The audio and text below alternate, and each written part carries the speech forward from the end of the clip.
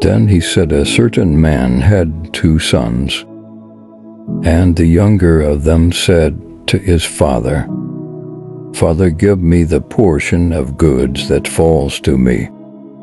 So he divided to them his livelihood. And not many days after, the younger son gathered all together, journeyed to a far country, and there wasted his possessions with prodigal living. But when he had spent all there, rose a severe famine in that land, and he began to be in want. Then he went and joined himself to a citizen of that country, and he sent him into his fields to feed swine. And he would gladly have filled his stomach with the low pods that the swine ate, and no one gave him anything.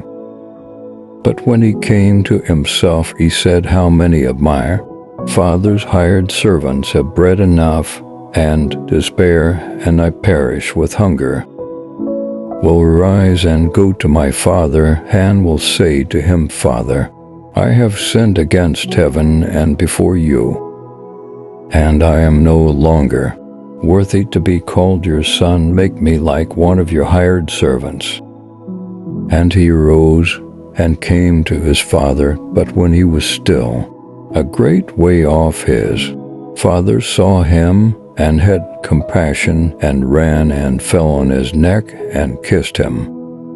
And the son said to him, Father, I have sinned against heaven and in your sight, and I am no longer worthy to be called your son.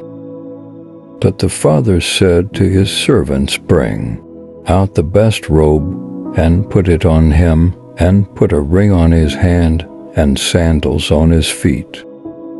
And bring the fatted calf here and kill it, and let us eat and be merry.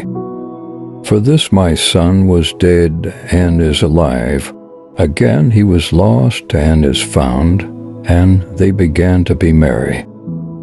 Now his older son was in the field, and as he came and drew near to the house, he heard music and dancing. So he called one of the servants and asked what these things meant.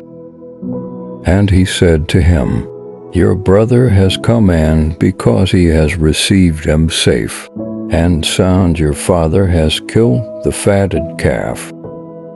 But he was angry and would not go in. Therefore his father came out and pleaded with him.